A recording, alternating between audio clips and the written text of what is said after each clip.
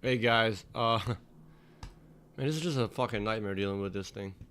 Trying to figure out this streaming bitrate thing again. But we are live again. We're back to the stream. I apologize for that, guys, but we're back. Um, so yeah, just to rehash what I talked about before I got cut off. My stream got cut off. Um, Today we're talking about the new anti-Semitism bill that was passed in Congress, which is a pathetic attempt by the mainstream media and the establishment to conflate anti-Zionism with anti-Semitism. And as activists and advocates for truth, we have to stand against this. We have to keep talking about we've been talking about. We're anti-imperialist, anti-colonialist, against the genocide going on in Gaza. And the mainstream media has done a terrible job representing the views of the protesters, the student protesters, right? The student protesters who are basically just asking for a ceasefire in Gaza. They're asking to divest from Israel. They're asking for their tuition money to not go towards a genocidal, you know, colonial project known as Israel. And so we have to, yeah. So this bill is very dangerous, and it confirms what I've been saying for a long time. I've been saying this for about 14, 15 years now, that the United States of America has never been about freedom of speech. It's never been about freedom of speech. The United States of America, as a as a colonial project, what it began, and then transforming later into an empire, which was expanding all over the world and illegally invading other sovereign nations. This nation was never about freedom of speech. It's always about whatever freedoms the ruling class can afford to provide us, afford to provide the regular people, and then whatever freedoms it cannot afford, what freedoms are not affordable, like the criticism of Israel, which is making them look so bad on the world stage, that freedom will be taken away. I've been saying this for a long time. And I was not too shocked to see this anti-Semitism, the so-called anti-Semitism bill passed, which is actually just an a blockade on anti-Zionism, really. So yeah, this is a very tragic time we're living in right now. Pathetic time we're living in. And this bill right here is a complete fucking joke. As you can see, the guy I was talking about before a couple of days ago, Mike Johnson, this total bozo clown, he is one of the proponents of this bill. Conflating, if you criticize Israel, you're a Hamas supporter, you want to behead babies, you're a terrorist. Whatever, man. Whatever. Get over your fucking bullshit. And then, yeah, so the House passes a bill to expand definition of anti-Semitism amid growing campus protests over Gaza war. And then the media, all they're doing is saying these protesters are violent. These protesters want to kill people. They want to kill Jews, and they want to make Jews feel unsafe. When in fact, the counter protesters who showed up, and I'm going to show you a clip of it. The counter protesters are the ones who were being violent. They're the ones who are throwing things, fireworks, and whatnot. Let's look at a little clip right here from Novara Media, a channel that I follow. I strongly suggest you guys check out Novara Media. They make good content. But let's just check out what's been happening at the Columbia University and other universities such as UCLA. A group of pro-Israel counter-demonstrators decided to take the law into their own hands. Just before midnight, a large group of counter-protesters wearing hoods and masks arrived at the encampment, and it wasn't long before things turned violent.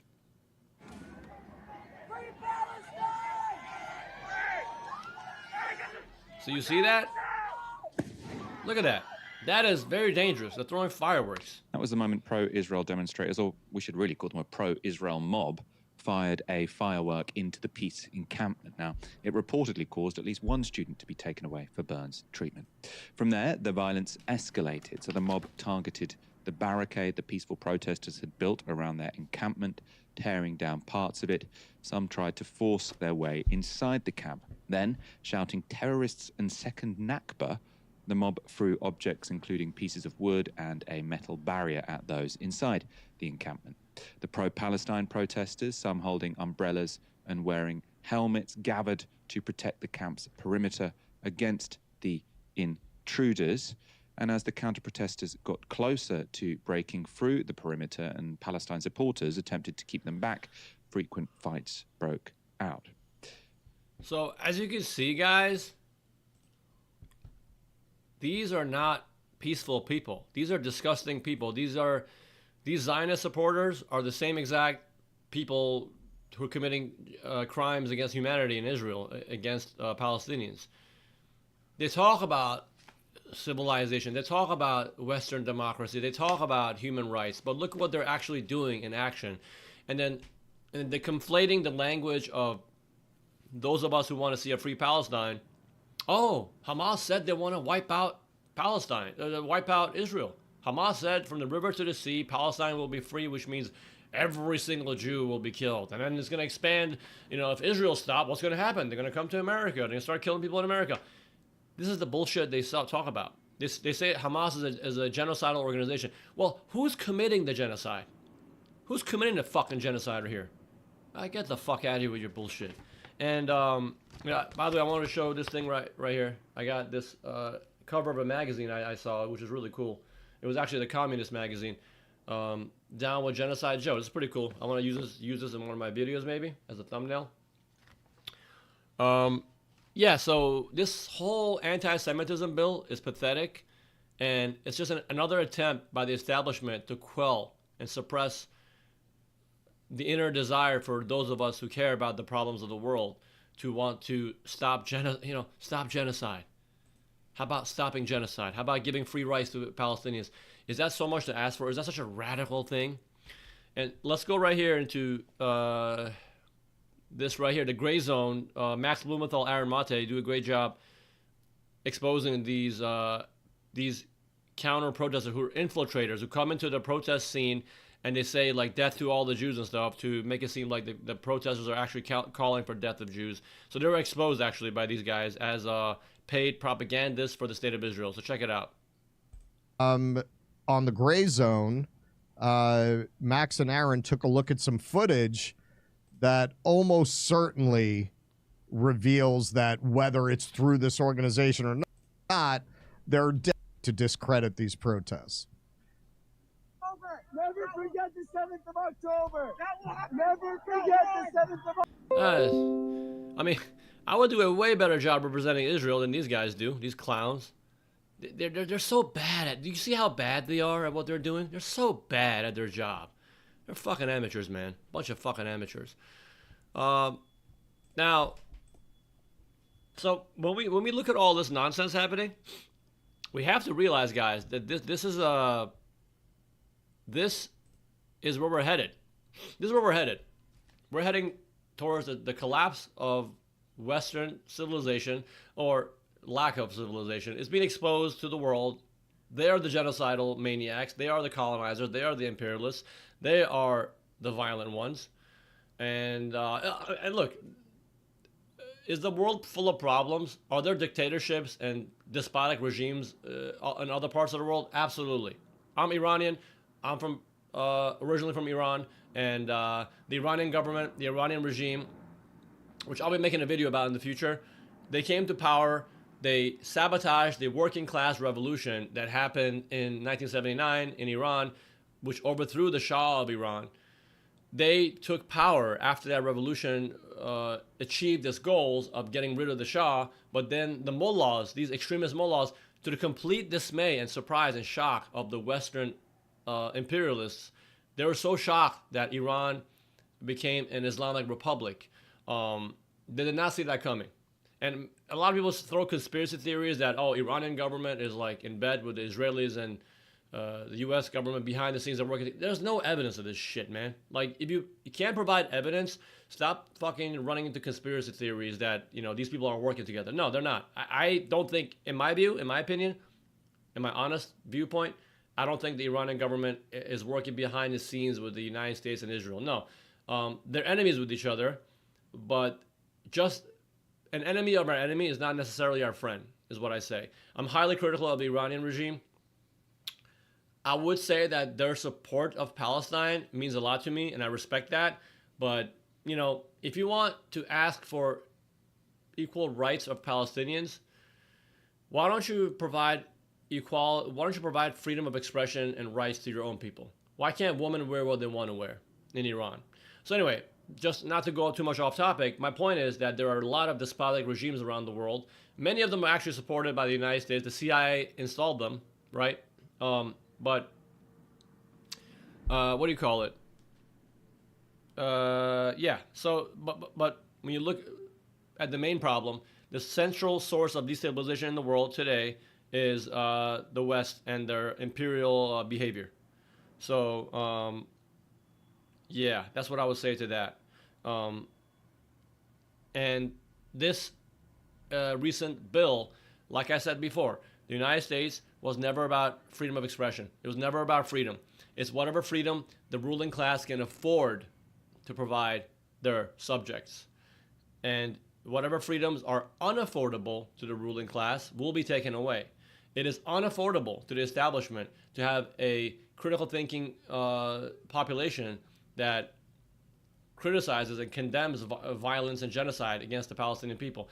That is unaffordable for them because Israel is an outpost for the U.S. empire. It's an outpost for them in the Middle East to carry out their dirty, disgusting project of, well, it's not only a geostrategic location, but Israel is also, its existence provides an opportunity for them to have access to oil, gas, the gas pipeline, the Suez Canal. They want to rival the Suez Canal with what they call the new discovery of tremendous amount of natural gas off the coast of Gaza, the Leviathan, you know, the gas field that they discovered, you know, recently. So there's a lot of profitable ventures for them to maintain their alliance with Israel. The so-called last state of the United States, you know, the United States of Israel, really, at this point, we got to realize this. But I don't go into this anti-Semitic conspiracy theory that Jews control the United States. It's not really that. That's not the case. That's not the case. They're working together for sure. The Zionists, the imperialists, the colonizers, they're working together for sure to consolidate power and maintain it and perpetuate the Western hegemony around the world. But you know, Jews don't run the world. Jews don't control America. That's just bogus conspiracy theories. There are all kinds of people who control the world. You know, American, Hispanic, what have you. All kinds of elite billionaires. The problem is not really race. The problem is class. And class antagonism is at the root source of racism, as I make it clear in my channel and my advocacy. And what perpetuates class antagonism? Capitalism. And who are the main drivers of the injustice we see in the world? Well, the wealthy, the ultra-rich billionaires, these oligarchs, are simply manifestations of a system of exploitation and resource domination known as capitalism, which has been around for thousands of years. And the latest sick manifestations we see around us with the inequality, the violence, the disregard for the natural environment, the disregard for human well-being, that is simply an expected outcome of capitalism, because this system is about growth, about employment, about GDP. Those are the metrics that define a healthy capitalist economy, a so-called capitalist economy. Those are not the metrics. They would not be even considered in a society and an economy that prioritizes human well-being and environmental sustainability over profits. Okay? So I want to make that very clear. As much as I despise Israel, as much as I despise what they're doing to the Palestinian people, I don't lose my sense of objectivity, because I realize that this is all tied to economic roots. There are economic foundational roots to these issues. And, you know, it's a complex problem. It's complex. We can't just simply have a simplistic viewpoint on it and say that this is just simply an issue of, you know, Zionism is the greatest threat to stability in the world. Yeah, in the immediate sense, it is, because Israel is a very dangerous nation, very dangerous. These people are unhinged, bloodthirsty warmongers, and they would love. Benjamin Netanyahu would love for the United States to get involved in a war with Iran, because that would distract attention from their genocide they're committing in Gaza, allow them to completely ethnically cleanse the Palestinian people, take over that region, and then expand it to the whatever they fucking call the Greater Israel Project, these lunatics. But that's what they want. They want a war. And that war with Iran would be absolutely devastating for the world. It would be absolutely devastating because Iran's not a little joke of a nation. It's not weak. You know, it's a very powerful country militarily, and it has a lot of economic relationships with China, Russia, and it can do a lot of things. Strike the oil fields in Saudi Arabia. It can close the Strait of Hormuz, which would impact trade. They can jack up oil prices. They can cause a shock to the economic system globally, as we saw when Israel retaliated to their response. You know, Israel first attacked and destroyed the Iranian embassy in Damascus. And Iran responded with that virtual signal kind of thing, but letting him know, hey man, we can slap you back if we want to. And then Israel attacked with a couple drones in Esfahan. That's actually where my father was from, in the town of Esfahan in Iran, the city of Esfahan. And that attack, right away when that happened, oil prices went up.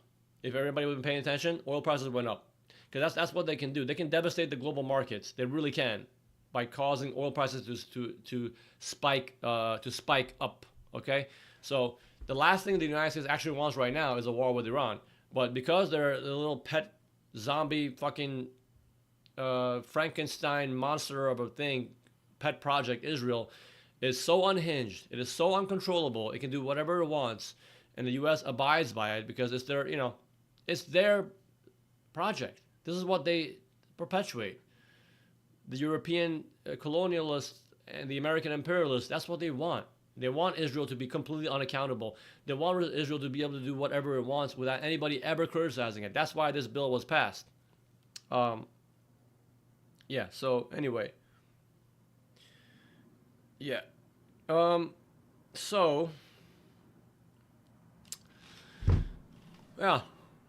Today's stream might be a little short because this is mainly what I want to talk about. But, so, we're headed in a very dangerous time, guys. Because right now,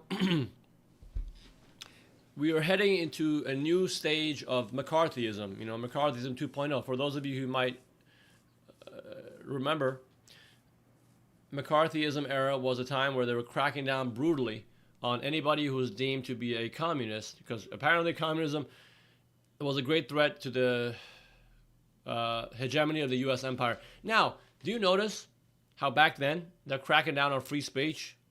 If you're a communist, they could crack down on you brutally. Because if you know, back then, same thing as now. Communism and the support for communism was unaffordable to the U.S. empire. They could not afford to allow free speech on the issue of communism. That is why they brutally cracked down on it at that time. They suppressed it. Right now, the same thing's happening. Criticism of Israel is unaffordable. To the U.S. empire. They cannot afford to allow people to be criticizing it. Even if they're students, crack down on them, beat the crap out of them, throw them in jail, beat the shit out of them, hose them down with the fire hydrants, tase them, throw stun grenades at, beat them over the head with batons, and that will never be covered by the media. They'll just be like, oh, the police were trying to bring law and order and peace to these violent thugs who are calling for the death to all Jews. This is the amateur behavior of this so-called media, the news, the fake, I'm not going to say fake, I don't want to use Trump words, but like the cartoon news network. CNN is the cartoon news network. Because they're just clowns and charlatans. And they are basically, they're complicit in this crime. They're complicit. If any of you watched the White House, what was it, the dinner, the press dinner that happened at the White House, not a single word about genocide, not a single word about the crimes being committed in Gaza, or even the campus protest. They're just talking about how, oh yeah, we are proponents of democracy and freedom and objective news reporting. We are the media. We are the truth. While they said absolutely nothing about all the crimes they're committing. So these people, once history looks back at this point, it will be very clear who was on the right side, who was on the wrong side. Just like as the Vietnam War, just like the Iraq War, you know, those people, those criminals will be remembered for who they are, for what they supported. Okay, the British English politicians like Keir Starmer, that clown, who said that I fully support the complete siege of Gaza, the cutting off the water, cutting off the food and electricity and fuel, and then he had to retrace and retract those words. Sorry, bro, you were recorded on record saying that you support the complete siege of Gaza. You supported it. So you are complicit in these crimes. You will be held. You should be held to account once history can catch its breath and look back at this totally just disgusting, unhinged moment. You know. This connection thing is a problem, guys. I'm sorry about this. I will fix it as time moves forward. But yeah, man, you made a comment about this will be looked back at a complete Scooby-Doo unmasking moment of everybody. Absolutely. Absolutely. We're going to see those criminals who were complicit in these crimes will be held accountable eventually. I mean, I hope they can be held accountable. I hope so. But, you know, like right now, as I look at the state of things in the world, criminals do what criminals do, and they get away with it, unfortunately, because there is no accountability for empire. There's no accountability for colonization right now, you know? And, you know, not to get a little off topic, but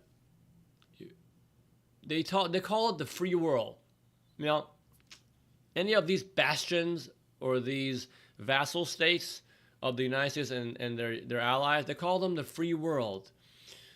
Yeah, as if colonization just ended. As if once the colonies ended, once the empires withdrew their forces and came back to their decrepit states, those people who were subjected before are living really free and happy lives now. As if poverty has gone away. As if, you know, inequality is the worst it's ever been. Poverty is on the rise. Things are so bad in these former colonist outposts, okay? The people are still suffering, and the extraction, exploitation of resources to the tune of literally hundreds of billions of dollars has not been given back. Those people are not paid reparations for the crimes that were committed against them, and their murder, the genocides, the theft that happened outright, overtly, and then they called it civilization back then. Now, if you look back on it, they are pretty they at least on display, they'll say, oh, we're ashamed of what happened. You know, this was not right what we did, you know. The African slave trade was not right, you know. But, hey, looking at America right now, you look at the United States. African Americans live in poverty. Certain areas in Chicago, infant mortality is worse, some of the highest in the world. Matter of fact, infant mortality in a certain city in Chicago is worse than Bangladesh. Okay? Let that sink in. And this is the United States we're talking about. The wealthiest country in the history of the world. African Americans, okay, are being dealt a brutal blow. It's systemic racism, as Stokely Carmichael called it, right? Institutional racism, where people who are in lower rungs of society, because we are living in a time of the after effects of utter overt slavery and laws that really discriminated against black and darker skinned people. Well, yes, a black person can vote now, but does it make a difference when their incomes are lower? Does it make a difference when they're living in poverty? Does it make a difference when so many of young African Americans are growing up without fathers who are you know, in jail because they're discriminated against by the police, and the stress they have to deal with because of the fact that they make so much less money than other people in society? That stress actually translates to heart disease and plaque building up in their arteries, which also translates to stress for mothers who are carrying their child and they have a miscarriage or you know, they have to deal with this horrible, sad, tragic situation of infant mortality, which is, like I said, in Chicago, in the United States, infant mortality is higher than Bangladesh. Let that fucking sink in for you. This is not a country of freedom. This is not a country of democracy or progress. It's not. It's a country of fucking flat screen TVs and big houses and big cars. That's all it fucking is. Small brains, but big cars and big flat screen TVs. That's what America is for you. And it's showing it for the world to see. This anti-Semitism bill is disgusting. And I actually I wanted to talk at the beginning of this stream about an experience I had yesterday. I was at the bathhouse in the Russian-Turkish bathhouse in Manhattan, and I got into a little altercation. I got into an altercation with these two Jewish guys over there because I was talking to my friend about the anti-Semitism bill, and I was like, hey man, look, I was telling my friend, hey man, if I get arrested for being critical of Israel, so fucking be it. I'll wear that as a badge of honor, you know, on my chest, as a badge of honor that I got arrested for speaking against genocide. So you know what? Down with Israel. I don't like Israel. And as I was I was talking to my friend in the locker room. I wasn't yelling about it. I was just talking to him. These two Jews, these Zionists, really, I don't even want to call them Jews. They're Zionists. They're like, oh, dude, F you. Like, fuck you, you know, F your mom. They said all this disgusting shit to me. Like, I'm like, dude, I wasn't talking to you guys. I'm talking to my friend here. I oppose genocide. I oppose apartheid. And that's what Israel is. So what are you talking about? Like, oh, no, when you criticize Israel, you're criticizing our people. And I was like, I'm sorry, man. Don't conflate the two. Don't conflate Judaism with Zionism. You guys, if you support Israel and you actually support what they're doing in Gaza, which is a genocide, you are not real Jews. You're fake. You're Zionists. They're so shocked at me talking to them like this because maybe in their whole life, no one's ever talked to them that way. Maybe they have never confronted someone like me who doesn't give a shit to talk about the truth to these people. I don't give a fuck if you're a Jew or whatever, you know? I don't give a shit. I'm not scared of your anti-Semitism label. It's old, man. And I was telling him, listen, man, I'm sorry. The world doesn't buy your crap anymore. The world does not buy your victim mentality anymore. It doesn't, okay? You're forever the victims. You brave victims. And the guy was like, okay, you know what? I'm going to go to the management of the bathhouse and report you and get you kicked out of here. I'm like, by all means, go ahead. Go ahead and report it. So the guy went to the front desk of the bathhouse and they told the guy, security came into the locker room as I'm changing and they're like, hey, what happened? And my friend there told him what happened. And I also told him, listen, I was talking to my friend here about the anti-Semitism bill, talking to him about an issue that I'm concerned with. I wasn't talking to these two gentlemen, but they started hurling insults at me. They started, cursing out my mom and everything.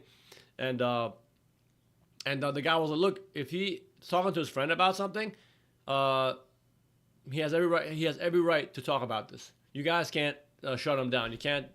If you don't like it, you can choose not to engage with him. You know. You can choose not to engage with them. You don't have to stand there and argue with them. You guys are the ones to talk to them about this stuff. And you should have seen the look on these two fucking Zionists' face. They looked literally the picture, the image of ownage. Their face looked fucking owned. And I felt so happy. I was like, you know what? How about now, Nazi? How about now? I'm calling you a Nazi. I'm calling you a Nazi, and that's what you are. Because you don't want to allow free speech in this country. That's why your Zionist friends in Congress, they pushed this bill to suppress freedom of speech. Because this country was never about freedom. It was never. And I started raising my voice. I was like, look, I told everybody in the bathhouse. I'm like, look, guys, this nation was never about freedom. And I'm a dual citizen. I'm a U.S. citizen and an Iranian citizen. As a citizen of the United States, I have every fucking right as a true patriot. I mean, I'm a citizen of the earth. I don't care about nationalities. I don't care about labels. But if I'm going to consider myself a true patriot of the United States of America, I should hold my nation accountable for the crimes it's committing. And the fact that it's a fake, phony argument about freedom of speech. When it is unaffordable for the ruling class, they will take that freedom away from you. I will say it again. This country was never about freedom. It was never about freedom. The freedoms will be taken away. Mark my fucking words. All these freedoms that are granting you right now, they will be taken away in the next few years. I guarantee you. You mark my words. You come back to this video and you will see. They will take all these freedoms away from you. Eventually, we're going to come to a point where even criticism of capitalism will be deemed illegal. Okay? They'll call you a terrorist. They'll call you an anarchist. They'll call you, a destabilizer of public good just to suppress you, just to condemn you and make you feel afraid for your life, to talking about a system that is destroying all life on this planet. Don't ever fucking forget that. The freedoms they're affording you, they're actually that. There are freedoms that they can afford to provide you. Freedoms that are unaffordable to them, such as the criticism of Israel, or such as the McCarthy era, voicing support for communism, Those are unaffordable freedoms that will be taken away. They will be suppressed and squelched and brutally suppressed and taken away from you. Don't forget it. So going back to my story, I was telling these two Nazis, they're not Jews, they're Nazis. I was like, hey, Nazi, how do you like that? Maybe in a few months from now you can get me arrested, but right now I can say what I want. All right? And then, you know, they're like, they got some own. They're like, oh, you know, do you have a sister? And I was like, what are you trying to go with this? Like, do you have a sister? I'm like, no, I don't have a sister. Why? If I had a sister, would you want to rape my sister? Because that's what you are. You IDF goons, you know. All you do is project onto the world what you are guilty of doing. They say Palestinians commit murder, they're the murderers. They say that they're committing rape, they're the ones who've raped. They say that they're stealing land, they're stealing land. They're saying that they reject this two-state solution. Netanyahu and his crony friends, they're the ones who have continuously rejected and pushed away the two-state solution, the proposal for a ceasefire and peace. They're the ones. So, you know, these Nazis who are talking to me, they're like, oh, if you had a sister, you know, the same propaganda talking points. Oh, you know, since you care so much about this and that, if you had a sister, you'd feel bad about what you're talking about because, you know, woman on October 7th, and blah, blah, blah, blah, all the nonsense, you know, which I talked about in the last video. Tune into the Gray Zone, tune into Al Jazeera, tune into Electronic Intifada. Those three outlets, they completely debunk all these insanely pathetic and amateurish attempts at the mainstream media and the Israeli media to make it seem like all these atrocities happen. 40 beheaded babies, babies put in the oven, cooked alive, you know, mass systemic rape, all debunked, all lies, and it's hilarious that these people still cling on to these conspiracies and they cling on to these lies to justify their ethnic cleansing and the genocide of Palestinians. So, the main concern for us, we should focus on what's happening in Gaza and what's the looming invasion that's about to happen in Rafah. Rafah is about to be invaded. Israel's going to go in there and it's going to be an absolutely devastating bloodbath. And we have to talk against this. I talk about it everywhere I go, guys. Everywhere I go, I talk about this. There's not a day that goes by at my job, in this grocery store, at the coffee shop, where I don't talk about the fact that right now this is a fucking shill. This nation is not a nation about freedom of speech. It never was. It never was. A country that was founded upon genocide and enslavement of Africans and the genocide of Native Americans has not learned a damn thing. Has not changed a damn thing. If it did, it would lower the inequality. If it did, it would stop its imperial outposts all over the world. It would stop assassinating leaders. It would stop overthrowing governments. It would stop coup d'etats and economic warfare and sanctions.